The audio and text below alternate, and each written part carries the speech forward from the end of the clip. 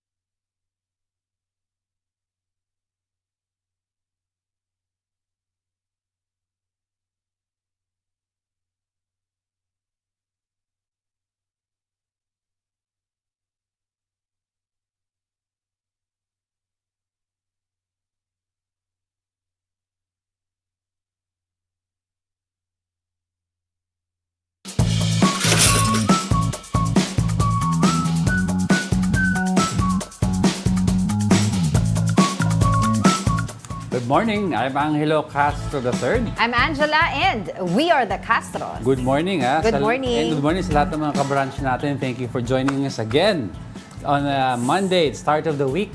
Panibagong linggo ng paggawa. Yes, and a new week to start your week right or your life right, to get things in order. Pwedeng bumawi kung may palpak last week. Another year to get it right. Yun nga. Another week. Ay, another week, sorry. Mamadali ka masyado eh. Anyway, we're serving you news in a countdown. All that before your second cup of coffee. This is Brunch. Starting our countdown with our 11th bet for the 2024 Paris Olympics. Pinay lady rower Joni Delgaco just booked her ticket to Paris in a recent tilt in South Korea. The 26-year-old rower placed fourth in the Asia-Oceania qualification tournament in Chungju, South Korea. She clocked 7 minutes and 49.43 seconds in the women's singles sculls. Delgaco is now the first lady rower to represent the Philippines in the Olympics.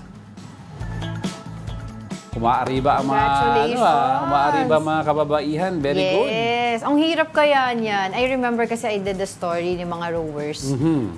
Tapos, di ba ang init-init? Tapos hindi lang basta kasi pupunta ka doon at magsasagwan ka eh. May endurance training pa yan. May mga iba't ibang training pa yan bago ka sumalang doon. Group rowing to. Ito ata sa kanya ito, solo single. to. Mas mahirap. Mas mahirap yan. Oo.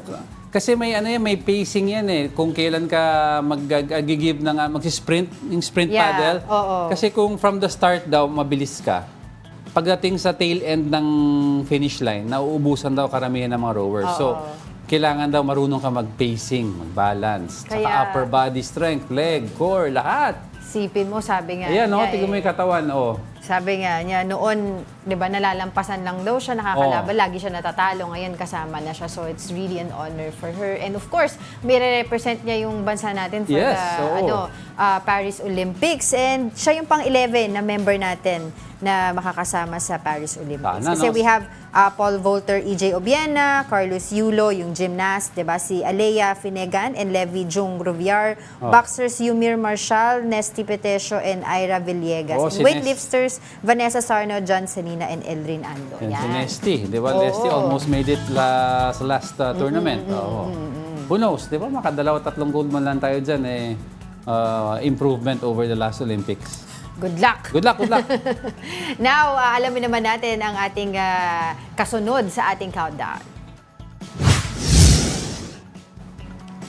Good news pa rin tayo. Now flying to our 9th spot, a new airline in the Bangsamoro region is set to launch its maiden flight on April 24. Bangsamoro Airways will fly through routes connecting the cities of Cotabato, Zamboanga, and Sulu. Its planes can transport 6 to 10 passengers, including the pilot and airline staff. The airline is also set to expand its operation to Cebu and Mapun towns in Tawi-Tawi after 3 months. Yun. Tensya na. Natuwa ako sa Brunch na nanonood ako sa phone eh. Pero yan sabi nga nila magandang simula ito, 'di ba? Dahil nagbukas na nga itong Bangsamoro Airways and they will attract and stimulate economic activities doon sa area. 8-seater? 8 to 10-seater? 8 to 10. Kasama na yung pilot at saka yung crew. Oh, good news yan. Good news yan. And then malay mo, we can stimulate more venues sa area na yan. Yes. Actually, kasi madaming undeveloped areas sa region na yan. Yeah. Maganda. And now na may flight that will connect it to the rest of the country, di ba? It will be easier Talagang for people. it will open, It will be easier kung gusto nyo dumalaw, di ba? Kung may straight flight to the region, and then magkaroon sila ng mga ads about places na pwede dalawin. Why not, di ba? Kaya nga, di ba, natutuwa nga sila dahil may about 475 million na mga investments na nakaplano dyan sa Bangsamoro region. And tinitignan dyan yung, of course, yung exploration ng mga petroleum and coals, di ba, yung mga halal projects nila, and etc. And this one, yung Bangsamoro Airways. Yeah, yung halal projects, malaki rin yun. Malaki yan. Malaking Talagang economic activity to the highest level, ika nga, di ba? Kasi which is good. Because we will open a lot of opportunities to the people hindi din, lang yun. mga trabaho. We can start to decongest yung NCR area. Yeah. Diba? Kasi kung masyadong congested yung activity sa Metro Manila, Everybody's here, kaya here. napaka-traffic. Kaya kita mo pag bakasyon, napakaluwag ng Metro Manila. In other words, ang dami pang space sa mga other areas sa Philippines na you could hindi na stimulate. ma-maximize Hindi na ma-maximize So at least if we stimulate different parts, di ba? Malay mo, the traffic will lessen sana. Okay, let's jump to the next. Settling at the 8th spot is the latest on weather. Pag-asa is currently monitoring a low-pressure area outside the Philippine area of responsibility. The LPA's trough will cause cloudy skies with scattered rain showers and thunderstorms in Basilan, Sulu, and Tawi-Tawi. Pag-asa says the weather, the weather disturbance is not expected to develop into a typhoon. But here in Luzon, the high-pressure area will cause high temperatures in the major portion of the island, including Metro Manila. Pili, Camarines Sur is expected to sizzle the most with a 45 degrees Celsius heat index. The towns of Infanta in Quezon, Puerto Princesa City, and Aborlan in Palawan might experience a 44 degrees Celsius heat index. While Apari, Dagupan City, Virac, Legazpi, Masbate City, and Giwan might have a heat index of 43 degrees Celsius. Residents in Tuguegarao City, Rojas City, Iloilo City, Dumangas, and Catarman are also warned of a danger level heat index of 42 degrees Celsius. Oh, wow. Tignan natin, no? Napakainit talaga this last weekend din di ba? Para tayong nasa impet. Sabi ko nga, kahit paulit-ulit ng news na to sa countdown, updating lang. Importante yan. It's still here sa countdown because very important yung we were taking a look at the heat index day to day. Because we have to know how to adjust kung lalabas ba tayo. Diba, nung unang panahon, titignan mo kung uulan. Kung magbabaha, ayaw mo na lumabas. Ngayon, titignan mo kung masyadong mainit. Mainit, kakayanin mo ba, diba? Tapos, syempre, kapag mainit, ang lakas din ng konsumo sa kuryente. Wala kang choice. Wala kang choice. Kaya yung iba, sabi nila, magsa-solar panel na lang sila. Kaya, diba, mga ibang bahay, subukan nilang wag muna mag-aircon, pero hindi kaya. Oo. Aircon o ospital? Yun ang sabi nila. Aircon na lang. Oo, diba? Pero yung iba nga, finding ways, 'di ba, para makatipid or makakuha nga ng mas mababang pagkonsumo ng kuryente. Kaya patok ngayon ang pagbili ng solar panels para makatipid sa kuryente ngayong tag-init. Diego. Pero paalala ng ilan eco-warriors, hindi dapat basta-basta ang pag-install at paggamit ng solar panels. Para bigyan ng mukha ang Balita Mobile Journal, Mary Mon Reyes.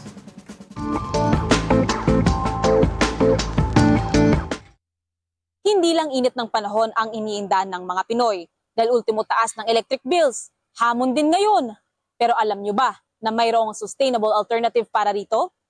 Sa umaabot 40 degrees Celsius na init, sino ba naman ang hindi mapapababad sa paggamit ng aircon? Yun nga lang, kasabay naman nito ang pagtaas ng konsumo ng kuryente. Kaya ang ibang Pinoy, ang nakikitang solusyon para makatipid ay solar panels. Tulad na lang ni Mami Kathleen na ngayon ay wala nang binabayarang electricity bills. To be honest, natutuwa ako kasi simula po nung maikabit po namin yung solar power system namin dito sa bahay, hindi na po kami nag-iisip na paganahin yung aircon namin sa mga kwarto, dito po sa yung centralized po namin dito sa sala.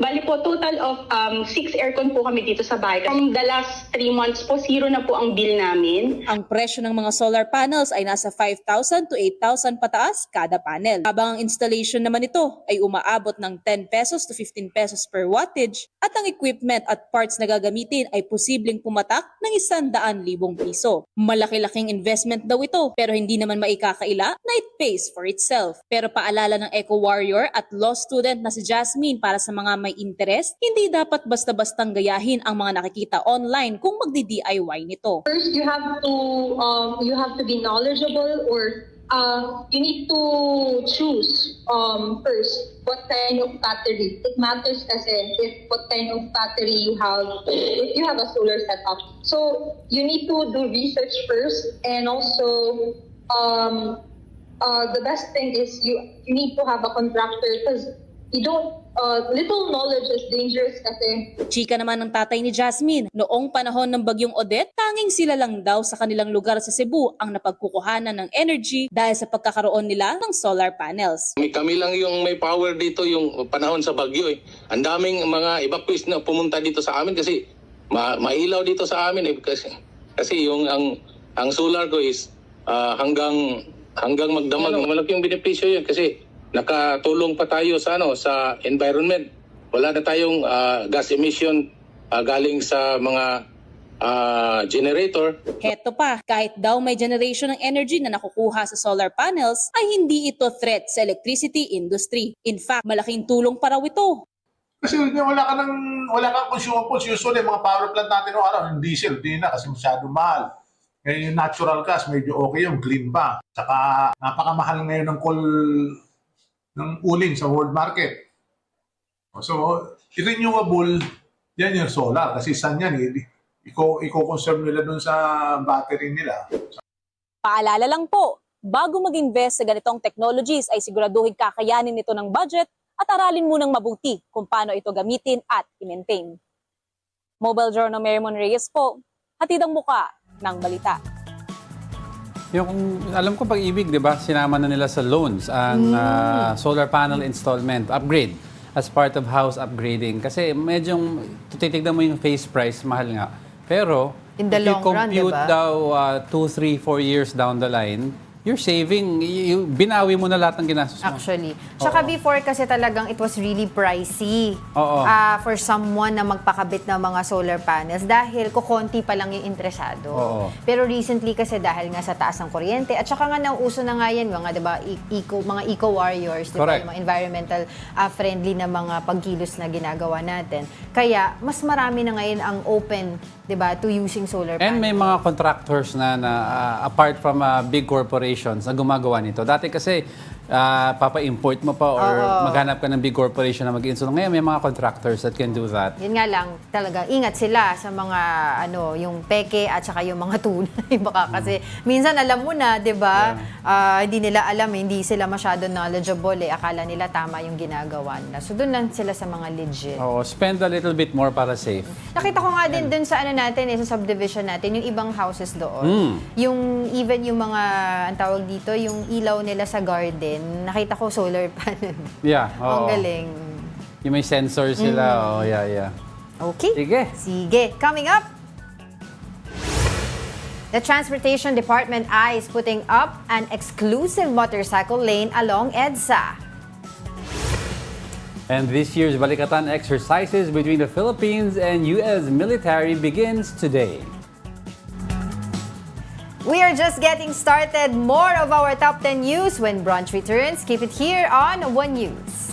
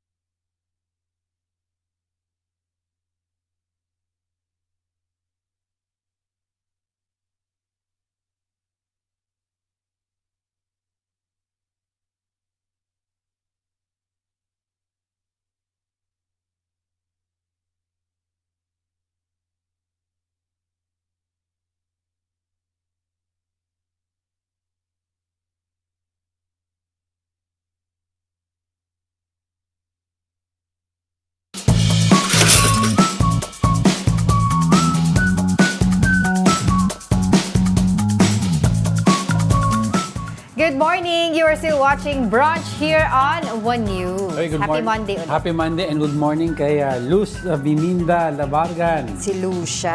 Si Lucia. Gary Field. Of course, si Gary Field. Suki natin yan. Aba, may nanonood din tayong friend. Sino? Si Doc Sara.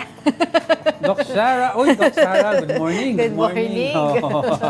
Long time. But ito alamin na natin kung ano pa yung ating mga countdown for today. Kasama sa countdown for today. Kicking at the 7th spot is the Piston 6. A Caloocan court acquitted the Piston 6 or the 6 jeepney drivers who were arrested for protesting the COVID-19 restrictions in 2020. The Caloocan City Metropolitan Trial Court Branch 83 dropped all the charges against the 6 jeepney drivers due to the lack of evidence against them. The Piston 6 were charged with simple resistance and disobedience for holding a rally in Monumento on June 2, 2020. They were seeking the resumption of their operations due to the economic struggles during the early stages of the COVID-19 pandemic. Nakalimutan ko actually sa totoo lang, no? Nakalimutan ko ni kwento na yan. Oo. Wow, ngayon lang 4 na-resolve? years. Ngayon lang na-resolve? Napakasimple nung kaso May nila. pertasis na ngayon lang sila nakawala. Kaya nga, ang daming mga So, nag-comment na netizen, sabi Oo. niya gano'n, kapag mahirap daw talaga, bumabagal yung hustisya. Kapag mayaman, At may mga abogadong na Oo, ma-afford. may oportunidad na, alam mo na, Sino ba tinuturing mo? wala akong pinaparinggan. Yun ba yun? Tamaan na ang, ano ba yun? Ano ba yun? Tamaan na ang pikon? Ano yun? Bato-bato sa Langit, langit. tamaan ng tamaan ay wag magaling. Akala ko tamaan ay pangit. Ad hominem. Ad hominem, di ba? Horrible. Pero hindi. Horrible. But going back No, to but that... 4 years. Yeah, 4 years. 4 years. At that time, sumikat itong si Elmer Cordero, yung Yes. pinakamatanda I remember. dun sa grupo. Yeah, nandun siya sa video kanina. Oo, yung nakaputi na Yes. polo. I remember that he was 72 years old at that time. Tapos ngayon na clear na sila sa kaso, 76 years old na siya. Did they, were they out on bail? They were or... able to post bail Oh. kasi 3,000 pesos eh. Oh. Ang problema itong kay Mang Elmer Cordero, hindi pa siya pinakawalan at that time because if I remember it correctly, meron pa siyang estafa case. Pero 'di ba may mga taong panawagan dahil nga daw due to humanitarian reasons, matanda naman siya, etc. At hindi naman siya flight risk or whatever. Ipakawalan na nga siya tapos kasagsagan pa ng COVID-19 pandemic at that time. And he's already old. Yeah. 'Di ba? Na very risky 'yon, na vulnerable siya nung mga panahon na 'yon. So, kaya sumikat siya noon I remember. Yeah, I Pero remember yun him. nga, Oo. 4 years. Ang lakas Diba? ng, even though madaming pikon at that time sa mga taong sumusuway sa mga COVID-19 protocol, Yeah. when they saw his face nung hinuhuli, parang naawa sila. 'Di ba nga may mga Oo. nagmanyanita pa dati. Oo. Yung dating former PNP chief. Debold. Sinas. Oo. 'Di ba? The bold, the brave. Pero hindi, 'di ba? Kasi marami naging issue noon. If you would remember it, 'di ba? Yung mga ibang tao na medyo may kakayahan sa buhay, na may Nakalusot. na kumbaga may mga paglabag na ginawa during the Yes. pandemic, hindi masyado kumbaga naparusahan or mabilis na iproseso yung whatever that is. Kaya yung mga tao Dapat ngayon... the law applies to all. The law may be Yun. harsh, but the law is the law. Yun na nga. Yun. Kaya, but thank God at least tapos na tong kaso nilang ito. Dahil ang pinaglalaban din nila is yung PUV Modernization Program. Oo, consolidation issues. Hindi panibago. Patuloy na pakikipaglaban itong ginagawa nila. Dahil Yeah. April 30 is the last day, 'di ba, na magpa-consolidate ang mga jeepney drivers. May 1, yan, aabangan natin dahil marami tayong makakausap tungkol dyan sa issue na yan. Alright, let's move on to the next. Heating up at our top 6, one person was injured as fire hits commercial and residential areas in Paco, Manila. Here's the report. A massive fire engulfed commercial and residential areas in Paco, Manila on Saturday. It ignited from general merchandise stores along Pedro Gil Street around 8 p.m. Maraming challenges natin kasi nga po yung lugar natin medyo congested siya. At the same time, hindi ko masyadong makita. Pero lahat naman ng mga volunteers natin, nagawa naman nila yung kakayahan nila. Residents tried to salvage some of their belongings. Buti na lang po wala yung mother ko kasi totally 83 years old na po yung mother ko. Ayaw po sana niya sumama sa amin, lumabas. Pinilit lang po nila. Kung hindi, baka siguro natupok po yung nanay ko. The flames also affected a portion of Paco Catholic School. No student or school staff was hurt in the incident. The school announced that all classes will be held online starting Tuesday. The blaze reached fifth alarm until it was declared under control around 1 a.m. on Sunday. A fire volunteer sustained minor injuries. The damage caused by the fire is estimated around 15.6 million pesos. An investigation into the incident is underway. Alam mo, kahit kikita mo yung efforts ng fire, yung Bureau of Fire natin, dumadami pa rin ang incidents ng sunog. Kaya people have to really, really be careful. At saka nakikita natin sa news, karamihan ng fires are started by yung mga electric fan. Old electric fans. Or yung mga nag-overheat na electric fan. Ang dami. Kaya whole day mag-ingat. nakabukas yung electric. Correct. Kaya mag-ingat kayo mga kababayan na kahit minsan mainit, pag wala kayo sa house, huwag niyong kakalimutan na i-unplug at Unplug ipatay. everything. Kasi pag umiinit pala yung motor ng electric fan, tapos yung covering niya is plastic, it could start an electrical fire. Kaya mag-ingat na lang tayo. Marami yan. Nakita ko kasi napakalaki nung apoy na yan. And nakita ko sa Facebook, some netizens were posting about it. Mga hindi pa sila mga taga Paco, Manila kasi nakikita nila from their side. Oo, mataas mga nearby cities. Mataas yung apoy tsaka yung smoke Kaya very visible sa skyline, nakita nila. Ano ulit yun, cost? Di ko na, Pero ito na, let's continue our countdown for At the today. same time, because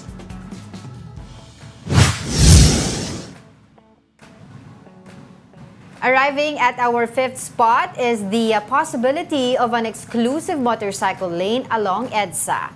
The Transportation Department is currently studying this proposal to mitigate the traffic buildup along the highway. Transportation Secretary Jaime Bautista said over 170,000 motorcycles are traveling through most of EDSA's lanes every day. He said this contributes to the worsening traffic congestion in EDSA. If approved, the exclusive motorcycle lane will be placed beside the bicycle lane. The OTR is currently examining this proposal with MMDA. So we're trying to get in touch with transportation. Sino bang kausap natin supposedly? Sa MMDA, sa DOTR? Yeah, we'd like to clarify this because sa Commonwealth, may exclusive lane din. Yes. Pero meron you have number of meters at sa broken line na pwede pumasok yung car at doon siya mag-exit. So we'd like to clarify it here also. Ano yung mga rules if ever na tinitignan nila dito at hindi ba magkakos ng embudo? Oo, kasi so far, 'di ba, ang exclusive lane lang natin ngayon to date is yung busway. Yes. 'Di ba? So ngayon, kung matutupad itong proposal nila na magkakaroon ng exclusive lanes ang motorcycles, that would be the second lane na may exclusivity sa EDSA. Pero ang difference ata nito is the bus lane naman, it's in the inner lane. Yeah. So, wala talagang pwede dumaan dyan na private cars. Pero yung motorcycle lane, if it's sa may bike lane, sa outer lane. So, may mga exit point siya sa EDSA. Ang problem nga niyan, sa mga flyovers along yung Kamuning, diba, na may embudo dyan. Kasi if you have the bus lane on the left and you have the motorcycle lane on the right, lahat ng cars pa embudo yan paloob will be forced to take the lane sa center, which will cause traffic sa tail end. Pero let's see kung ano yung pag-aaral nila. Sana tingnan nila mambuti lang because the traffic in the area sa may flyovers nagkakaimbudo. And if you're going to make another exclusive lane, hindi ko na alam. Oo, yun na nga. Kasi nga, sinasabi nga natin, I think naman it's good that government are looking for, finding ways na mitigate nga itong traffic natin because billions of pesos nga daw, ang nawawala sa atin kapag, ang tawag dito, ganyan na tayo sa traffic, natitigil tayo sa traffic, yung tawag dito, yung kinikita natin, and most importantly for me also, yung waste of time natin sa ang tawag dito? sa kalsada na hindi tayo nakakapag-spend ng time with our families. With their families or being more productive. Yeah, instead kasi isipin mo, ikaw mag-compute, magaling ka sa math eh. Kunyari, 2 hours a day ang biyahe mo papunta o di 4 hours pabalik. Papunta pabalik na every day. Kwentahin mo ng hanggang one week muna. 4 hours a day for 1 month. So 4 hours times 10, Galing that's ka sa 40 hours. 40, 80, 120 hours a month ang nauubos mo. Ngayon, i-compute mo yung i-compute mo yung hourly sweldo mo. Let's say, sabihin mo ng 1,000 pesos. So ilang oras ulit? 40 hour, 80, 120 hours a month. Oh. Kasi kung ang sweldo mo is sabi 1,000 pesos an hour, i-compute mo yung 40 hours na nawawala sa'yo dahil sa traffic. Nako. Oh, di ba? Eto na. Sige. Jego. Kasi teka lang. Dumugoy. Kailangan ko ng ano. Anyway, to get more information about this, we have Office of Transportation and Cooperatives Chairman Andy Ortega. Magandang umaga po, Chairman. Hi, Angelo and Angela. Magandang umaga sa inyong dalawa dyan sa Brunch. Opo, it's good to have you back on the show po. Ano? Yes. Opo. Yes, I remember.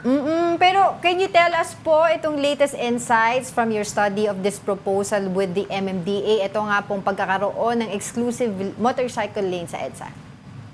Alam mo, this came out several meetings natin, usapan with MMDA, and then eventually, nagkaroon tayo ng town hall meeting with the President. It was held in San Juan. Ang lumabas kasi doon, anything na pwede nating i-suggest, anything malaki or maliit pwede nating gawin as long as it will help sa traffic condition. Lalo na dito sa Metro Manila, dapat pag-usapan. Tumulpot nga yung idea na to, nakausap ni Secretary Bautista, yung MMDA na baka pwede nating lagyan ng parang exclusive lane, dito sa EDSA. Kasi kung napapansin mo, parang, pag nag-zigzag sila doon sa other lane, it stops or it slows down yung traffic, or yung pagtakbo ng ating mga private vehicles. So, nasa planning stage pa naman to, Angela, but definitely this is something serious that we will have to go through. Dagdag ko lang, do we have timeline on this? That's a good question. Wala pa kaming timeline, But when you say timeline, everything really adds up, di ba? Alam naman, The faster na magkaroon tayo ng changes, improvement, the better for our public, for our commuters. So, siguro, eventually, later on, we could give you a timeline, but this is something that has to be further studied by DOTR, MMDA, pati natin mga LGUs na rin. Alright. Yes, Chairman, I understand there are a lot of proposals going on sa transportation sector about how to ease traffic. And you said nga that this is one of them. Now, what is the feedback so far? Do you see this, Chairman, going into at least a trial and error stage or time and motion stage na iti-testing natin for a number of months kung doable siya? Tama ka, Angelo, definitely we will go into that stage, But before that, syempre, kailangan rin natin kausapin yung ating mga stakeholders, yung mga grupo ng motorcycle, grupo rin ng mga bicycle, And also yung sa ating mga ibang commuters, Kailangan natin malaman yung kanilang mga input before we go into that trial stage, But definitely, I feel good, I feel confident that this is something workable, doable, but more importantly, alam ko makakatulong to sa flow ng ating traffic. I'd like to clarify lang, sorry, Chairman, when you say exclusive motorcycle lane, is this similar to the one in Commonwealth, wherein it's meant to keep the motorcycles in one area, but private vehicles are allowed to pass for a number of meters, provided na may exit point silang pupuntahan? Yeah, precisely yung magiging objective when we meet, kasi ang pinaka-example na natin na sa Commonwealth, talagang exclusive yun. There's a point there. But on the part of EDSA, alam natin, masikip na ang EDSA. Yes. So, kung i-exclusive mo yun, matatanggalan ka ng isang lane for private. So, but still, it is really an option. So, siguro, I cannot really say what the end game of this proposal will be, but I do believe with the objective of mapabilis ang traffic, with the objective of ma-catch natin yung limited space, and more importantly, maging safe yung other users like yung bicycle, motorcycle, and private vehicles. I think with these three conditions, we in the OTR, MMDA, and other agencies will come up with a solution. Okay, just to clarify lang po, magkano po ulit yung estimated budget for this proposal and magkano naman po yung matitipid natin kung ito po ay mapatupad natin, itong proposal na to? Because according nga po sa JICA, no, Japan International Cooperation Agency, we are losing billions of money every day dahil nga po sa traffic. Yeah, siguro sa specific improvement ng itong idea namin, wala pa kami masasabi, wala pa kami ma-estimate. But I think based on the expense of mga 3.9, 4.9 or a big amount every day, definitely this project, if when it comes or if when it happens, makakatulong to not only sa nagagastos dahil sa traffic, but also sa convenience, sa pagbawas ng flow ng traffic. Siguro that is foremost in our minds. Taking this opportunity na rin, Chairman, natanungin po sa inyo itong $140 million dollars of project po to build an extended walkway on EDSA. Alam mo, I'm very new in this position sa road sector. Pagbase sa pagkaalam ko, napakaganda ng project na yan because these are, I think, 4 areas yan dito sa EDSA, no? Na wherein magkakaroon ng convenience, safety, mobility yung ating mga pedestrians na maglalakad, lilipat from one area to another wherein hindi ka nagagamit ng sasakyan in going around. B, instead of sa baba kalalakad na masastop ang traffic, this could happen sa taas. So those two things alone, alam natin na makakapabilis ang traffic, makakabawas ng traffic, and also, siguro on the side, healthy rin to sa ating mga commuters na maglalakad. So this is a very positive project na ginagawa po or gagawin po ng DOTR. Yes, Chairman, I'd also like to ask about the bid to privatize the EDSA busway. What is the latest on this? It's still ongoing. No? May mga unsolicited proposal yung isang grupo. On the part of DOTR naman, may tinitinan kami sa DOTR which is consistent.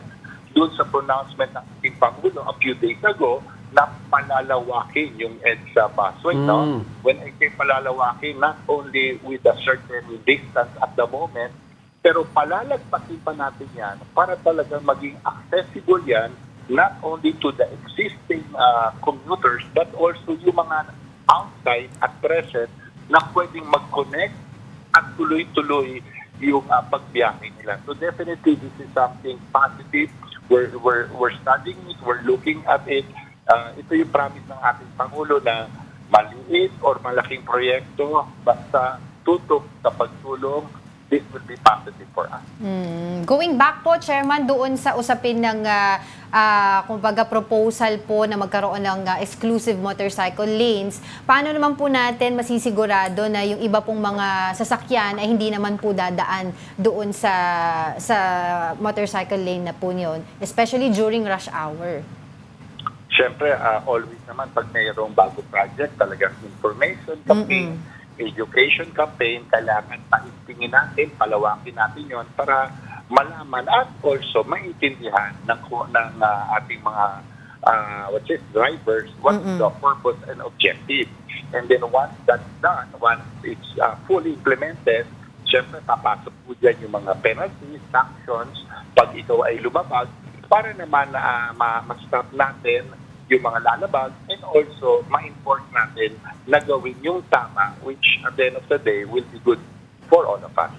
Yung naman daw po, may mga nagpapatanong din po na kung halimbawa naman yung motorcycle naman ang lumabas sa kanilang exclusive lane, sila ba ay mahuhuli? Meron ba silang violation on that part? Precisely, magkakaroon ng mga stakeholders meeting, magkakaroon ng interagency meetings para precisely malaman kung ano ang magiging ending ng plano na ito about sanctions, about usage. Ang importante naman dito, like in any project, maintindihan at matanggap nating lahat the positive effect of this para kusa tayong sumunod at gumaya para hindi na tayo abot sa mga penalties na magkakaroon. Ayun, sige. On that note, maraming salamat po ha kay Chairman Andy Ortega. Maraming salamat sa inyo and next time, nandito lang po ako lagi. Thank Yes. you. Yun. Muli, that's the Office of the Transportation Cooperatives, Madami Chairman natin Andy natanong Ortega. about yung mga projects na pwedeng mangyayari to help ease Actually, traffic. nakalimutan ko ngayon sa bike lane kasi marami rin ako nabasa before yung ibang mga tao ayaw nila na ilapit daw itong exclusive lane na to para ng motorcycle na malapit sa mga bike lane. Yeah. Nakalimutan ko yun itanong. Pero yun nga, yung isa sa mga concern niya ng mga motorista. Yeah. Let's Okay, continue move our on. countdown. Heating up on our fourth spot, the Migrant Workers Department is now working to repatriate the remains of 3 OFWs from the UAE. Last week, 2 Filipinas died from suffocation inside their vehicle during the height of floods. A third victim, a male, died from injuries sustained when his vehicle fell into a sinkhole. Both the DMW office in Dubai and OWA have also reached out to the next of kin of the victims. May isang kasi ini-issue yung parang gustong itanong yung pamilya nung dalawang OFW na na-aksidente sa loob ng sasakyan. Sa bus yun if I'm not mistaken, na na-suffocate. So parang they want to investigate that death. Baka daw kasi may foul play because others naman daw na nakasakay doon, hindi naman daw namatay sa suffocation. Bakit yung dalawa lang daw na yun? Yung pamilya mismong victim ang It's good to take a look at all angles. Yeah. Pero foul play, I mean, in the height of a crisis, you'd like to think na hindi naman siguro ugali ng tao to try to inflict harm on another unless nagkakagulo sila, unahan sila kung sinong lalabas o from the bus area, di ba? But it's good to take a look at all angles. It's also for peace of mind na rin ng next of kin. ng family, di ba? Umiiyak kasi yung magulang. Yes, so kailangan nila ng closure din. Okay, sige, let's move on to our next topic for today. Switching gears now for our top 3, the Commission on Higher Education won't investigate a supposed diploma mill in Cagayan unless there's a complaint. CHED Chairman Prospero de Vera III says they cannot proceed with an investigation without specific details and initial evidence. Recall that Chester Cabalza, a UP professor, alleged that some Chinese students in Cagayan paid 2 million pesos in exchange for diploma. CHED now urges Cabalza to formalize his complaint, particularly against St. Paul University, Philippines, where an influx of foreign students was observed. Kasi iba-ibang numero ang lumalabas na about number of students per school, di ba? Iba-iba ang information. Was it really an influx? Di ba? Ano ba yung paano mo masasabi ilang numero ng estudyante para masabi mo influx? Diba? Pero parang some of the senators were saying, they're looking at, and congressmen also are saying, they're looking at it as an influx nga because you also have good schools here in Metro Manila and the Bakit NCR. daw sa Cagayan? Oo, bakit sa Cagayan? O baka lang daw na-highlight lang sa Cagayan because mas maliit siya geographically. Mali mo dito. Plus, yun nga, it Kalat-kalat sila hosted dito. one of the EDCA sites. You have the EDCA sites. And one of which is facing towards one of the areas kung saan yung malapit sa Taiwan, di ba? Overlooking the Taiwan area. So, hindi daw makakapag-imbestiga ang Commission on Higher Education unless there's a complaint. There has to be an actual complaint for them to. But they have to take a look at also kung if CHED was also strict in its process of yung sinasala nila yung documents ng students. Kasi we understand kung ang dami nitong number na binabanggit nila, how can you check each document one by one to ensure na legit, di ba? I'm sure, if I'm not mistaken, in Congress, sa pangunguna ni Congressman Barbers, gusto nila imbestigahan. Dito sa Senate, I think si Senator Risa Ontiveros is also suggesting. Diba, na maimbestigahan, maimbita yung mga stakeholders like Bureau of Immigration, Department of Foreign Affairs, CHED, which is sabi naman ng CHED, willing sila mag-testify or pumunta, diba, sa kahit anumang investigasyon para nga makatulong. And maliwanagan itong case na to. Saka once and for all, malaman ko ano na ba yung kalakaran with regards to foreign students. Are there quotas in place? why specifically sa Cagayan Madami was there a program at that time specially designed for foreign students. And para masagot na rin why most of the students studying sa Cagayan area that were having difficulty in speaking English. When one of the requirements dapat fluent in English. Oo. Pero din matapos na rin yung usapin tungkol sa kasi iba nag-raise ng racism issues yung xenophobia. Tapos may lumalabas na yung diploma mill nga, 2 million, 1 million, pinabayaran, di ba? So ma-finalize na ano talaga nangyari. Alamin mo nga. Sige, don't go away because we're not done yet. May dalawa pa tayo. Stay with us.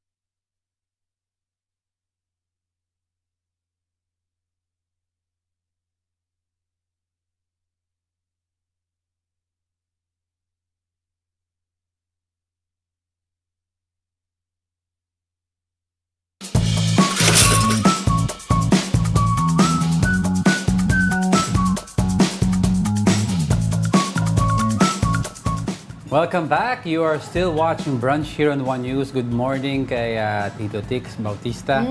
Hi, Tito Tix. Hi, Tito Tix. And kay Gary Field. Sabi ni Gary Field daw, nanonood daw siya sa TV ng NBA playoffs. Tapos sa phone naman daw niya Brunch. Hati daw ang utak niya, sabi ni Gary Field. Uso na talaga ngayon ng multitasking. Sumasabay tayo sa NBA finals, sa NBA playoffs. Ha? Alright, let's move on to the next.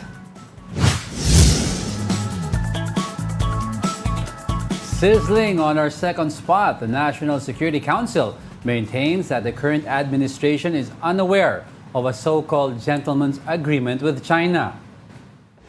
National Security Advisor Eduardo Año describes the supposed agreement as, quote, unsubstantiated or imaginary.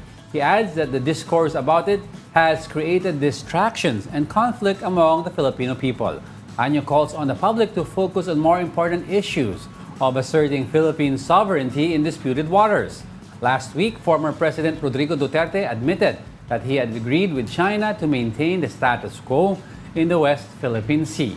He said the deal stated that any movement and armed patrols were not allowed from both sides in the area. From both sides in the area. Parang yung other side, wala naman nag-stop sa kanila. Oo. Pero yun nga, kasi 'di ba, yung pag-amin nga ni former President Rodrigo Duterte na merong gentleman's agreement, medyo talagang mabigat yun. Yes. 'Di ba? Pero wala naman mapakitang papeles regarding that. Ano yung kay Secretary Locsin, di ba may napirmahan daw siya? Oo pa. Yung sinasabi ng China, what they claim is that alam din daw ng PBBM administration itong agreement na to. Pero sinabi nga ni PBBM na kung meron man... He rescinds it. Oo, wala na. Yun nga yung sinasabi ko, di ba pinag-uusapan natin on the way here sa work kanina, na ang problema kasi talaga sa atin, yung foreign policy natin and other policies here sa ating bansa, naiiba-iba once the government changes. Every 6 years, di ba? Yeah. You have, let's go to the late President Noynoy Aquino. Di ba? Meron siyang pumunta siya ng arbitral ruling, yung kanyang administration. Doon nga na-award sa atin itong sovereign rights natin sa West Philippine Sea, sa The Hague. Di ba? Tapos, pagdating nung si former President Rodrigo Duterte, hindi na-highlight yung panalo natin na It was yun. not maximized. It wasn't maximized at that point dahil na iba din yung foreign policy niya. And right now that we are that it is now under the Marcos administration, iba na naman ulit. So, for me, dapat talaga merong, ano ba yung sticking one policy lang, lalo na pagdating sa ganitong issue, na But hindi napapalit-palitan siya pagdating ng mga iba't ibang presidente. I understand that, but you cannot do that. I know even that. the United States, they have the foreign policy which is Republican-centric and Democratic-centric. Yes, I know that and too. whatever administration na pumapasok, mag-shift ang foreign policy. But they have an underlying principle na if you want your foreign policy or an agreement with another country to stick, then you have it ratified by Congress. So therefore, it becomes already official. In other words, ang maiiba lang na foreign policy are the minor ones. That is acceptable naman. Yung minor foreign policies like shift in alliances, kung pagbibigay ng, for example, remember yung kay President Barack Obama transitioning to the next president, inaway ni President Rodrigo Duterte, and Congress then was trying to cut aid to the PNP because of the drug war and all the other issues. Gusto nila bawasan yung aid sa Philippines. Yung mga minor policies na ganun pwede. But yung mga... Pero ito yung mga like this, diba? Kaya ang hirap din eh. Pero yun nga, moving forward, sinasabi nga ng BBM administration, wala na yun kung ano man yung gentleman's agreement. He rescinds it if there was an agreement. Oo. Well, if there was an agreement, it must have been verbal or passing in nature because walang umabot sa Congress eh. Diba? Walang na-ratify, wala naman pinag-usapan, pinagdebatihan. So, it's in passing in nature. And even the way former President Rodrigo Duterte is talking about it, hindi niya na-elaborate what do you mean status quo. Yeah. Diba? No movement. What Basta else? status quo, no any construction. Ang pagbibigyan na nila is magbigay lang ng mga pagkain, food supplies doon sa naka-station sa natin, BRP Sierra Madre. So parang in essence, antayin na lang natin gumuho yun. Yung Sierra Madre. Sierra Madre. And then that's when they occupy the space. But yun nga yung pinag-uusapan doon. And knowing that former President Rodrigo Duterte is more of like, di ba naalala mo nun talagang maano siya sa mga militar, yes, sa mga ang puso niya. soldiers, di ba lahat binibigay niya, etc. Di ba parang naisip mo ba yung mga soldiers natin dun sa BRP Sierra Madre kung hindi ka mag-repair, di ba? Bigla na gumuhoy, kawawa naman yung mga soldiers doon. But okay, moving on to our next story, ang ating top story.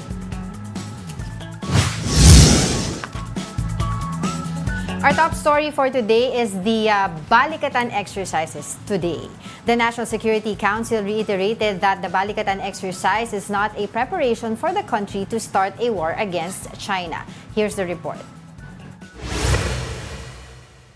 The Chinese Navy allowed the public to have the rare opportunity of touring the 4 warships docked in Shandong province on Saturday. This is part of the 72nd anniversary of China's People's Liberation Army Navy. The Chinese Navy's officials are also set to meet Navy officials from 30 countries. This is part of their effort to show military diplomacy amid the increasing tension in South China Sea. The Chinese Navy said they are ready to coordinate with other countries to adhere to multilateralism and promote regional ocean governance. China said this before the Balikatan exercise of the Philippines and the United States today until May 10. The joint military drill will take place near Taiwan and South China Sea. 14 other countries will also attend the Balikatan exercise as observers. The U.S. Army will try their mid-range capability missile system in the military drill. China has previously warned the Philippines that the Balikatan exercise with the U.S. might cause a threat to the peace in the region. In response, National Security Council Assistant Director General Jonathan Malaya said the Balikatan exercise is not a preparation for war. He insisted that a lot of countries are just interested to join our military drill. For News 5, Brian Castillo, we are One News. Yeah, you have France joining, and of course, That's the first time. And yung yung sikat na pinag-uusapan, yung Typhoon missile system. Oo, the Typhoon missile system is named after the god of serpents. Oo. And the Typhoon is similar to David's Sling or yung Iron Dome yung system middle layer ng Israel, where it's defensive in nature, di ba? So yun ang mga features doon. Plus the Philippine Coast Guard for the first time will be joining in activities. Dati kasi classroom setting ang Philippine Coast Guard. We heard it, okay? I'm not claiming it. Hindi kita inaagawan kasi mukha mo inaagawan eh. Lahat naman ng news is sharing naman amongst each other. Hindi ko naman inaangkin yun. Philippine Coast Guard na classroom setting lang kasi before. Yes, that's true. Pero yun nga, dahil medyo, sabi nga nila, hindi naman na to bago. Diba? This is the 39th. Yes. Tagal na magkaroon tayo ng Balikatan exercises. It's done every year. It's just that during Duterte's administration, medyo hindi naman siya naha-highlight. Tapos talagang limited lang yung area, which is within yung 12 nautical miles. Ano ba yun? Ngayon kasi extended siya hanggang dun sa yung sa exclusive economic zone. Covering the EEZ. Lahat. Diba? Kasama dun sa taas yung sa Ayungin Shoal, sa... kasi within the EEZ. Yes. Tapos ang also kasama dito yung DICT because we're going to yung parang cyberspace warfare, di ba? Communication, paano tayong i-enhance yan. We're also practicing that with France and the US. Meron din yung exercises na gagawin. They call it SyncX, which apparently they do this naman every year. SyncX, syncing exercises. Kaya lang ngayon, medyo naiintriga kasi nga, ito yung kaisa-isang na decommission ship na gagamitin nga dito sa exercises na to, na made in China. Yun ang ilulubog nila. Yun ang ilulubog nila. Kaya yun ang nila, medyo may intriga. Pero seriously speaking, yun yung mga gagawin nila until, tsaka longest to. Hanggang May 10, if I'm not mistaken. Because they're covering a lot of tactical areas. Yung mid-range capability nga, kaya nga na-highlight yung Typhoon eh. Diba parang, sige, we've been doing Balikatan for a long time. But the mere fact that we're introducing a mid-range system here is just like showing other nations who are a threat to the Philippines. If we do decide to use our friends, di ba, yung treaties natin, there are systems that can be deployed to the Philippines that can protect us. And right before magsimula itong Balikatan exercise na to, yesterday, if I'm not mistaken, o Saturday, may dalawang Chinese militia ships na umaligid within the area. Militia ships sa may Palawan. Oo. 24, parang posturing there. I think 24 nautical miles ang distance pero nila. They didn't really go in, pero parang pero kasi ang sabi ni Commander J. Tariela, nagpalipad daw ata ang Philippine Air Force or Navy ng ships nila, reconnaissance para tignan. Tsaka signaling that we know that they are there. And sabi ni Commander J. Tariela, it's a Chinese militia's way of testing yung response time ng Philippines. Na pag may incoming, sabi niya, pag may incoming intrusions, how fast do we respond and how fast do we detect foreign vessels coming in. But 12 naman kasi 12 nautical miles ang cut-off natin before they infringe upon our waters. Hindi naman daw tinuloy, hanggang doon lang 24. sila. But they were going towards kasi. So medyo nabahala ang mga tao. Posturing na ba? Or, hindi, feeling ko, or tulad din ng sinasabi ng ibang mga security expert, which is, pinapakita lang nila, we're still here. We're here, we know what you're doing. Maganda naman response natin. Nag-respond tayo kaagad by sending over yung nagpalipad na aeroplano. Alam namin nandiyan kayo. We're here. We know you're there. Yeah, that's right. Pero ayun nga, so abangan natin kasi may mga observers from international community. Japan We have is there. Germany, Brunei, Thailand, Vietnam, Japan, I think New Japan was Zealand. supposed to join this year. Baka pero next year baka na next daw. year na kasi hindi na daw umabot this year yung kung ano yung i-present nila tsaka ano yung mga equipment na gagamitin. But they were supposed to present hardware as well. Na malay mo na pwedeng magamit in the future. Mga rescue boats also. Ano din pwede, hindi naman to sa gera-gera lang, but also for disaster response. Diba? Yes. Parang when a disaster hits or something untoward happens, how will neighboring countries respond and coordinate with us? Parang fire drill. Exercises. Parang fire war drill. games, ganyan. Diba? Mga fire drill. Kung magano, para alam na rin nila paano yung coordination, sino yung dapat kausapin, etc. Diba? Alam na gagawin at alam nila yung terrain or whatever. Galing na terrain or whatever. Hoy, good morning pala sa lahat ng viewers natin watching us across all our platforms. Maraming salamat for always supporting us. And of course, lahat ng mga family members. Kamag-anak Incorporated. Mahilig mag-comment din. Thank you. And we had waffles nga this morning pala with a hint of cardamom. Ano yun? Cardamom is a spice like cinnamon. Ha? Spell mo. C-A-R-D-A-M-O-N. Pinatulan. Cardamom. Kasi chef siya eh. Hindi ikaw na yung chef. Pumuputok na naman ng ugat. Nakabahan na naman ako dito. Okay. I'd like to leave everyone with a quote that would help you get your week started right. When I stand before God at the end of my life, I would hope that I would not have a single bit of talent left and could say I used everything you gave me. A quote for Irma Pombeck. See? Kinabahan kayo, no? Bakit wala nang natirang talent? Dahil piniga lahat para sa Diyos habang buhay. Yun. Yung mga naghihintay ng last minute. Ano? Wala na. Kaya if I Labas ko na ba yung talent ko? Go. Wag. Alam mo yung talent niya is how not to sing. That is her talent. Wow, galing natin kumanta, Jack. Galing naman. Concert na ako sa Araneta noon eh. May go singer ka. Go na! Ay, wow ha? Wow! Allegation, accusation. Pinagkalat mo pa yan. And that wraps up today's episode of Brunch. Join us again tomorrow. I'm Angela Lagunzad Castro. And I'm Angelo Castro III. We are One News. All sides, all the time. I knew.